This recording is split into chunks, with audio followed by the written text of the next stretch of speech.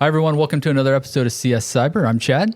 And I'm Sean. And today we're actually starting a new series. We're calling this AI 101. Yeah. So what is AI actually? It's like this magical website. Right. It's this orb.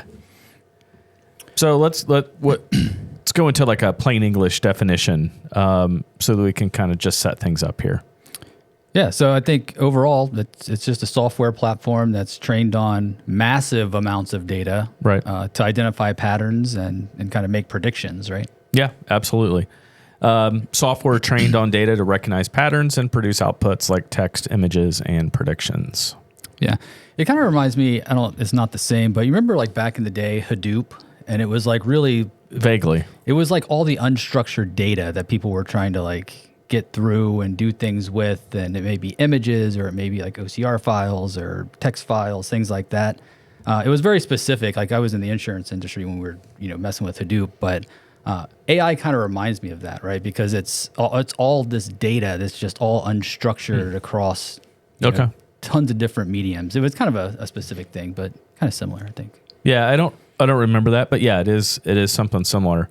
So what do you think some of the most common places that people interact or see AI on a daily basis today? Well, I think a lot of people are actually going out and using AI. The Chat GPTs, the Copilot. I think it's getting so Gemini. built. Yeah, Gemini is a big one. Claude.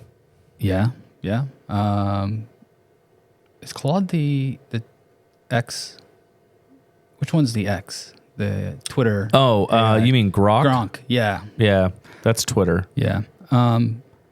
Well, I think to your point, I think they're actively going out trying to interact with AI.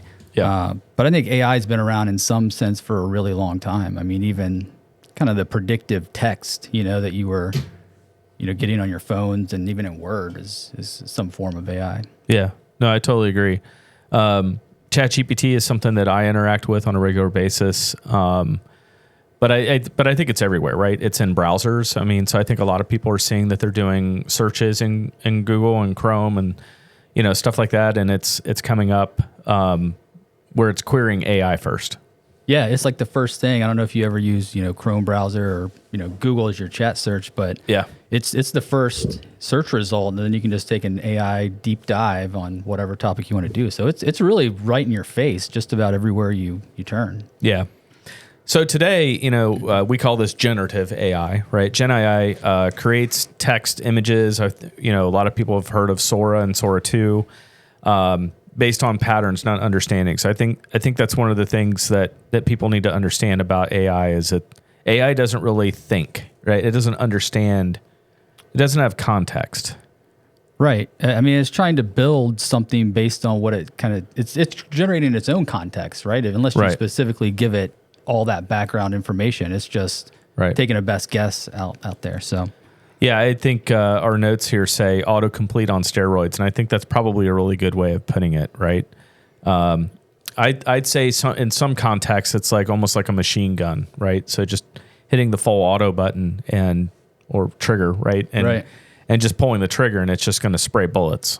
Yeah, it's a the pray and spray type thing. So, but the amount of data that it has access to query is really what makes it so powerful, right? I mean, that's what is able to make those predictions and discover those patterns. But you have a bullet here. It can sound so confident.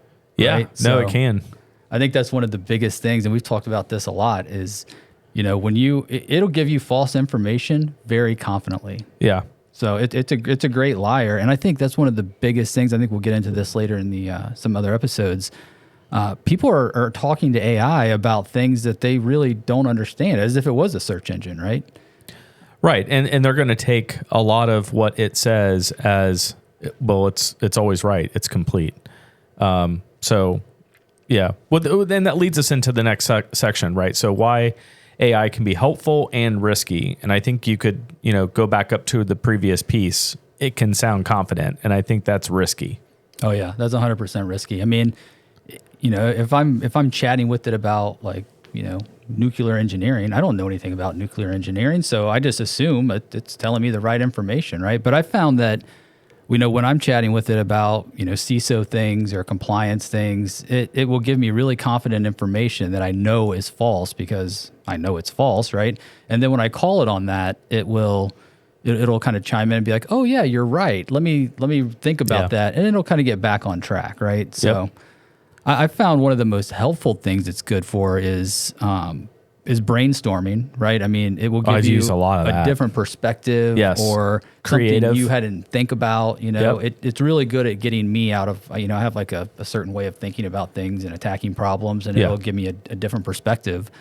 And then really summarizing data, right? I mean, it's really good at taking larger data sets and summarizing that, or, putting it in some other format that you can work with or do something with. So, yeah. So, and then some of the risky stuff, and we've talked a little bit about it, like the wrong information, privacy leaks. So uploading, data that shouldn't be there in the first place.